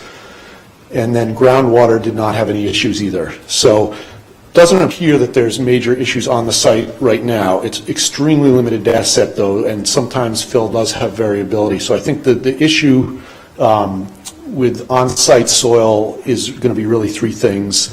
You're going to have to manage the on-site soil. It appears that they're going to have to excavate and dispose of at least 6,000 cubic yards of soil. It does not appear there's sufficient characterization to know how to manage that soil. So I would recommend a soil management plan, and I specified what should be in that as to you could either go out and assess it up front now, take additional samples and figure out a much better data set of what the variability of contaminants is out there right now, or you could deal with it as you excavate it, but that you got to put it in a truck and get it out of there because there's not a lot of room, and the applicant would take risks to his schedule and might have to deal with regulatory issues and things like that, and costs can be much higher with that as well. But that wasn't specified how they're going to deal with it, so I would recommend that you request a soil management plan that says how you're going to deal with this, and then we could review that and probably get more targeted recommendations and conditions from that.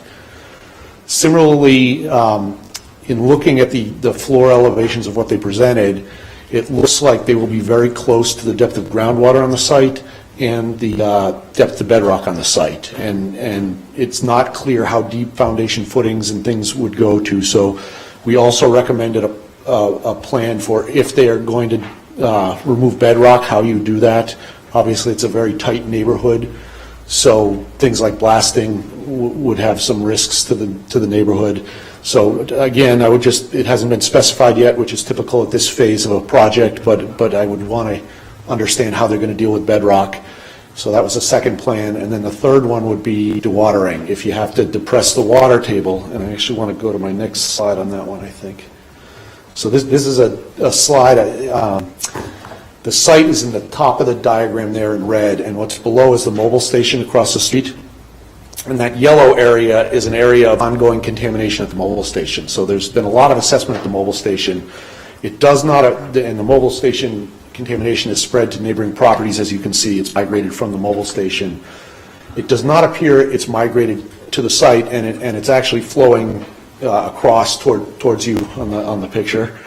So it doesn't appear that it's going to go to the site. However, when you dewater, you depress the water table, you suck it down, and you can draw things in. So I would suggest that they look at that and give us a dewatering plan as to how they're going to address that. That is not only, that's really a risk to the applicant as well, because if the applicant does something detrimental to this plume or sucks it over to their property, they can actually become a responsible party. So I think it would be in their interest as well to take a look at that. What is a plume? So a plume is basically, so the gas tanks leak there and the gas gets into the groundwater, and then the groundwater is always flowing, and so it kind of dissolves in the groundwater and starts flowing, and it just, as you can see, the gas was released on the station and it's moved over to the properties downgraded So it's where the flow goes. So it flows, and generally we call that a plume of contamination. Okay. So there's both separate phase, so kind of pure kind of weathered gasoline in the subsurface and gasoline that's dissolved into the groundwater that migrates further than the original gasoline. So there's definitely engineered ways you can do that, but depending if they are pumping it hard enough that they're sucking that in, that would create a different permitting structure because they're dealing with contaminated groundwater. They would have to deal with a NIPD's EPA permit for that.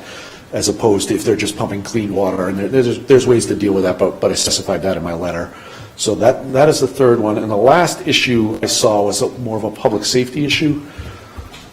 And if you look all along Cypress Street, the cuts, the buildings can go right up to the street, and the cuts that they're going to have to excavate are, between 15 and 20 feet from the sidewalk down. So, obviously there's, that kind of drop, that kind of construction, you want to make sure you're not going to damage the road and the sidewalk and the utilities, and also pedestrian safety and people going by. So I would recommend that you also request some explanation of a plan of how they're going to address those issues. But those are basically the four issues that I think, and we would need more information on all those to give you more specific recommendations than I gave you in the letter. I don't know if you have questions or. Just look.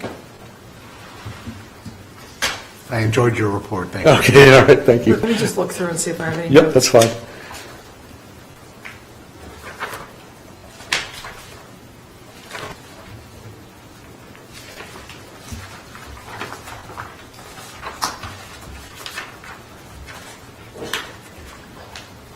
No, I'm all set. Thanks. Okay, thank you. Thank you. Again, I'll ask the applicant if they want to respond, or you want to withhold your response until later. On this, I'll withhold till later. Okay, that's fine.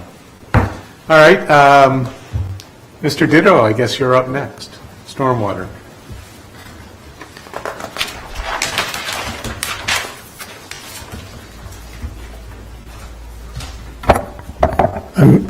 Peter Ditto, Director of Engineering and Transportation. The developer submitted a site plan to the DPW for our review, and we did do that review, and we have a couple of concerns. But one of the things that jumped right out at me was the number of easements in this relatively small site. We have a 20-foot wide Village Brook channel easement, and for your information, that channel runs from Cassidy Park in Cleveland Circle all the way down to the Brook House. So at this location, the size of that culvert's about 6 feet by 7 feet, so it's not an insignificant structure. We also have right adjacent to that 20-foot easement, a 10-foot sewer easement. And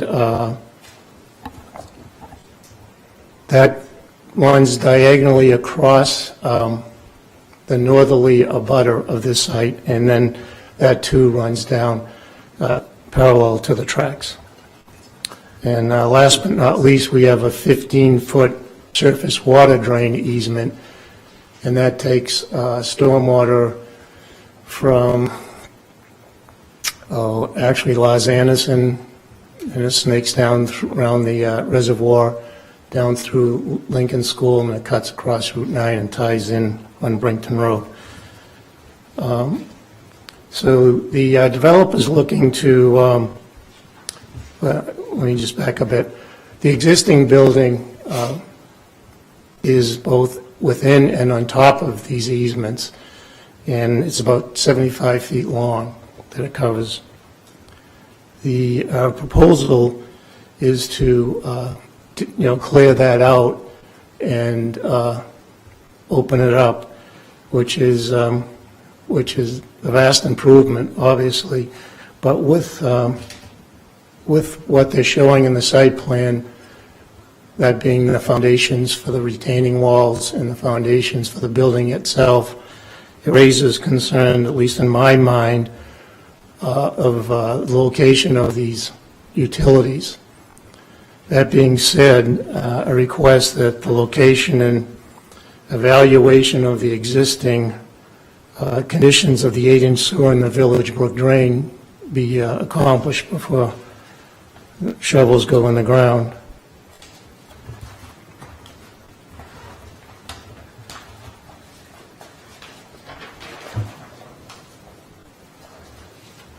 Also, if it could be done, I'd like to have an additional access manhole on the Village Brook drain They're few and far between. Anytime we can gain additional access, it's to our benefit.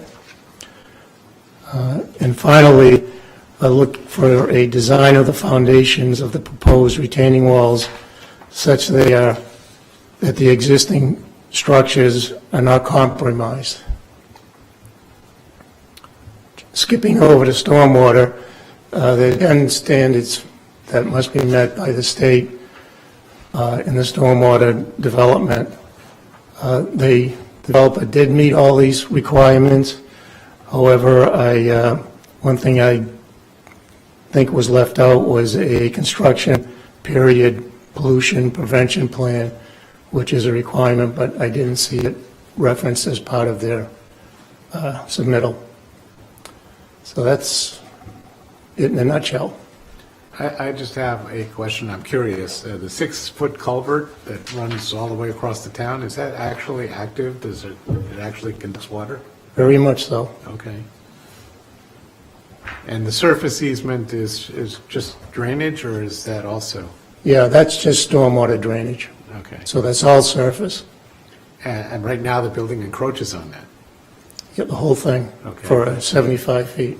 Okay. How that happened, doesn't matter, but they're proposing not to have that anymore, so that's a good thing. Okay. Any other questions? Thank you very much. Welcome. Okay. I want to say thank you to all the peer reviewers who appeared tonight. If the developer wants to finalize any comments on anything you've heard, or if you want to reserve your comments till you've had some contemplative time, that's fine. Mr. Chairman, I'd like to thank them as well. These are, they've given us many things to think about, and we'll be assessing our homework assignment before the 27th of September. Okay. As far as if the board wants to take the opportunity to make some comments, perhaps we can help direct the developer in some ways. I can tell you're anxious, so. Oh, actually, no, I'd forgotten to ask the environmental reviews a question, which, and perhaps the developer, which is depending on whether or not contaminated soil is found on the site, would there be a recommendation that some sort of, I don't know if it's a membrane or a cap be put on the soil to prevent any further contamination? Yeah,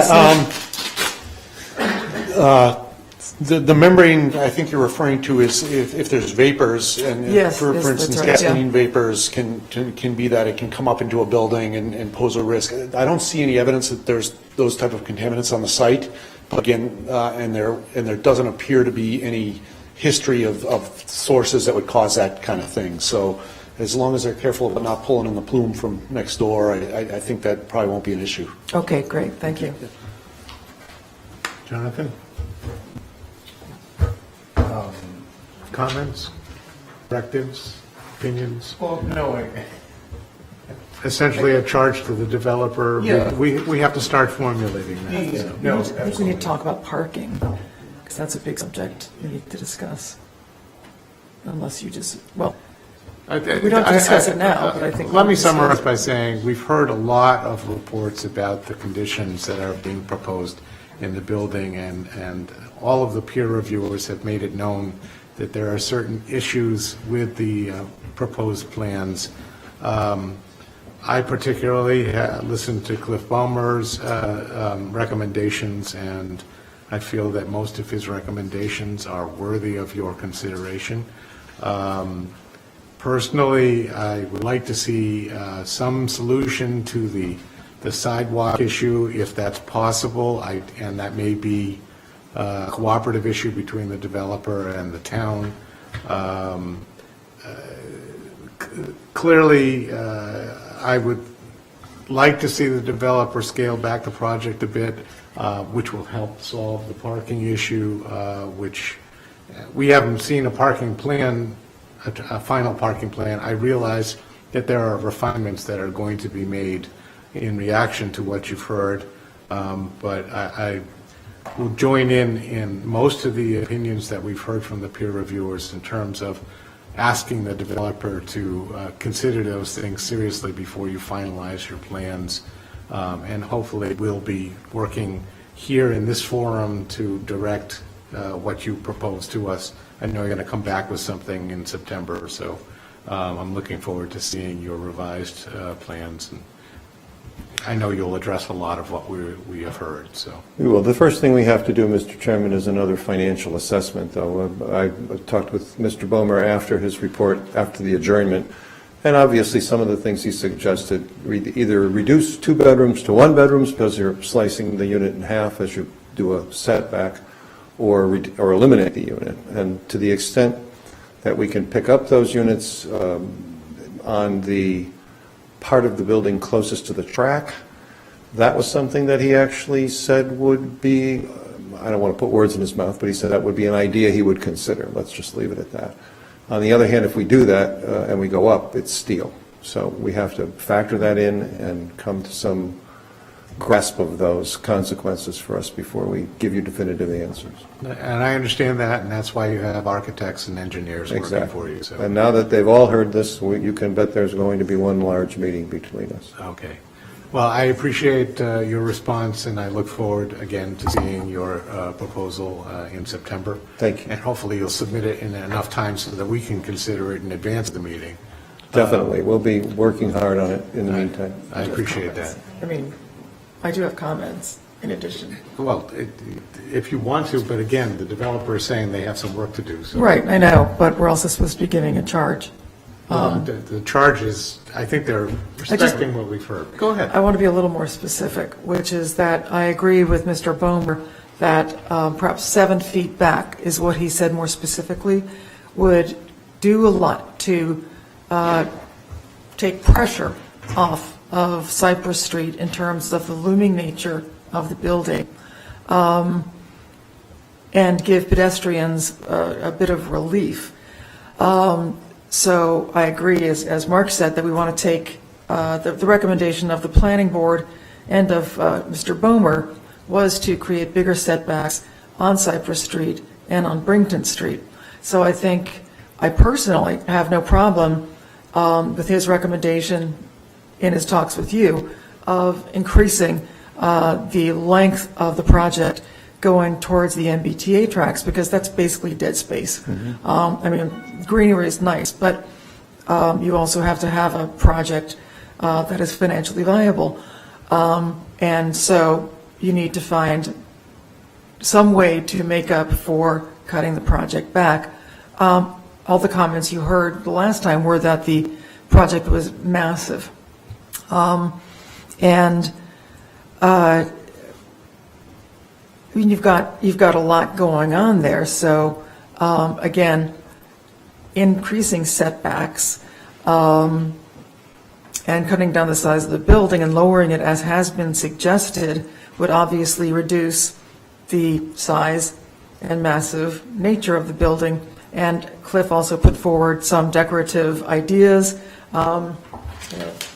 He has the little things he presented in his talking points, which I'm sure you guys will be going over, just to make it a little more friendly and make it coordinate better with especially the houses on Brington. And I think parking is a real issue because, as was noted by the transportation people, there is no parking in that neighborhood.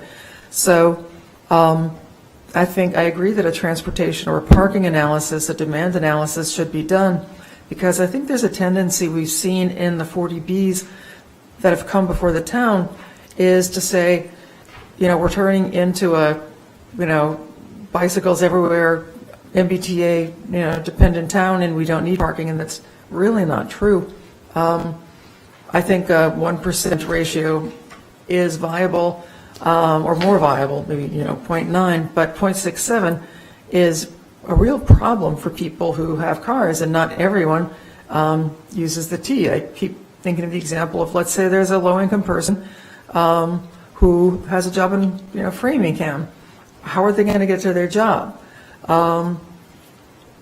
So I personally think we need to have a broader discussion of what we, the board, want to see in terms of a ratio of parking, because we can't expect the developer to do anything unless we give a clear example of what we want. There was one other point I wanted to make. Oh, there is in the plans space for 100 bicycles.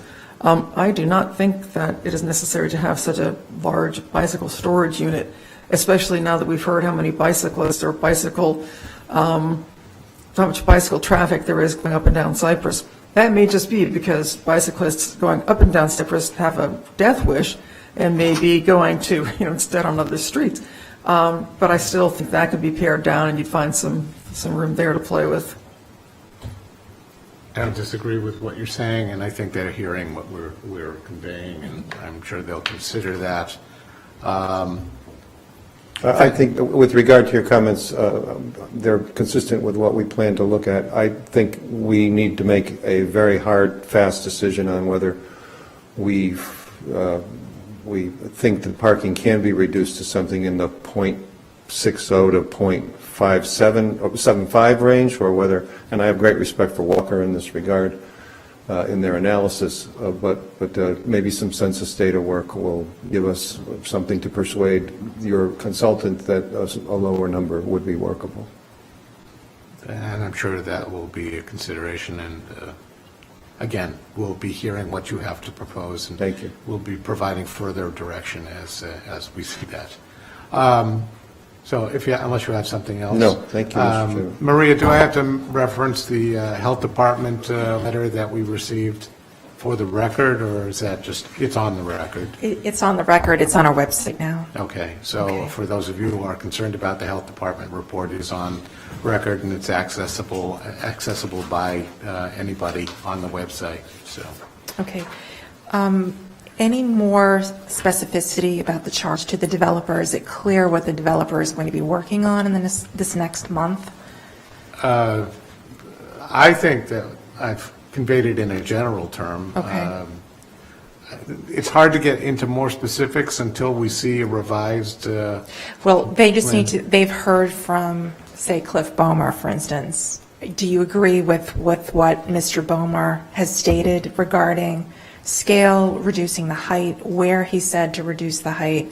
I just want to make it clear, because there will be staff meetings with the developer, and I want to be able to speak accurately on your behalf. Okay. From my point of view, I would like, Mr. Bomer's recommendations are well stated. I would like to see the project reduced in height if possible. I really would like to see a setback from Cypress Street, not so much concerned with Brington because of the sightline issue. That was Mr. Bomer's concern about the sightline, but I don't think that's as much of an issue. Clearly, parking will be an issue, and I know you're going to address that.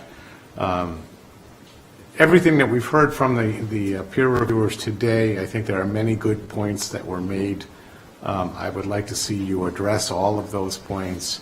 If I can reiterate them if necessary. I mean, I made some notes. Yeah, we have some, the little cheat sheet you wrote for us articulates does a summary of a lot of Cliff's points. I mean, do you want us to read that into the record? Would that be helpful? It's helpful for the developer to hear from you what you want them to work on. Right, because it's a good summary of what Cliff said.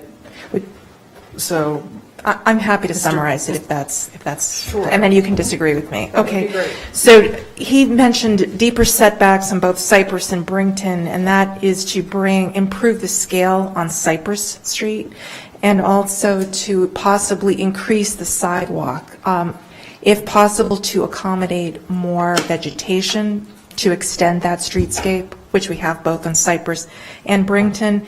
And the view shed he was talking about by increasing that setback on Brington, which will allow pedestrians who are walking to actually see ahead, see when they're going down to Brington. It just makes you feel safer if you can see what's ahead of you. So that was another reason, and that it also extends that streetscape on Brington to accommodate more trees and a deeper sidewalk. There would also be more privacy for those first floor units, and that's another reason for deepening that setback. the height, that node of the building that is on Brington where Cypress turns, that could be brought down and sealed. I think he mentioned 1 story, maybe that 1 story could be added to the first segment closest to the rail tracks. And that, again, would bring that node of the building more in scale with the 2-family homes on Brington Road. And then increasing the articulation. He noticed that the facades are flat, increase that articulation if possible. One thing I wanted to point out, if there is proposed tree removal on Brington Road, that might affect where the driveway is located. That will have to be evaluated. Tree removal comes under Chapter 87, so that is not within the purview of the ZBA. Very likely, Tom Brady will weigh in on the health of the tree, but let's just say that it is healthy. It's very likely not to be removed. So that's something that will come up in staff meetings with the developer regarding that driveway location. The bump outs, the proposed bump outs on Brington Road, that normally is the purview of the Transportation Board. Town Council has established that you do have purview here and the Transportation Board does not. However, you're going to want testimony from the T-Board regarding those bump outs. They don't meet in August. That's something that will take place in September for the next hearing. You'll get some commentary or maybe even requests for more information from the developer. And the other deal regarding fire apparatus on the site would require backing up. Now, different fire personnel feel differently about that. Our last fire chief did not want backing up in the site. It doesn't seem that our new fire chief feels really strongly. However, I really do need a statement in writing saying that we don't have that. So that's another thing that has to come on. Regarding the trash compactor, we'll also have plans reviewed by the fire department. And, okay, and then the 4 plans from environmental are forthcoming before then. We would like to have our LSP review those. If in time for the next planning board, ZBA hearing, that's great, but it would be during this public hearing process. Okay, and then the other matters that were listed I won't repeat those. Those are pretty clear in the various reports. And thank you. I concur with most of what you've said, and I hope the developer has listened. If you want a list of those concerns, perhaps we can provide those. Which concerns? These that Maria just answered. Yeah, I will actually put it in writing. Okay, Sure. so that at least you'll have a complete list of it. So. Is there anything you don't agree with that you think we need to put out there so that the developer doesn't come back with like a tower in the middle of the property? In terms of these recommendations, the only thing that I'm joking. not 100% committed to, or actually very committed to, is the re-articulation of the front. It's less important to me than the scale of the building and really the setback from Cypress, and perhaps a widening of the pedestrian way, if that's at all possible, but I will leave it to other people to figure that out. Do you have anything to add? So just the comment on the articulation. Oh, yeah, sure. Usually no one has a problem hearing me. On the issue that Mr. Bomer raised on the articulation, I think I seemed to have more of an emphasis of stepping back the upper floors just to change he it was up more concerned about that. And to match up with the building like the Cypress lofts across the street, and so that the buildings sort of like talk together.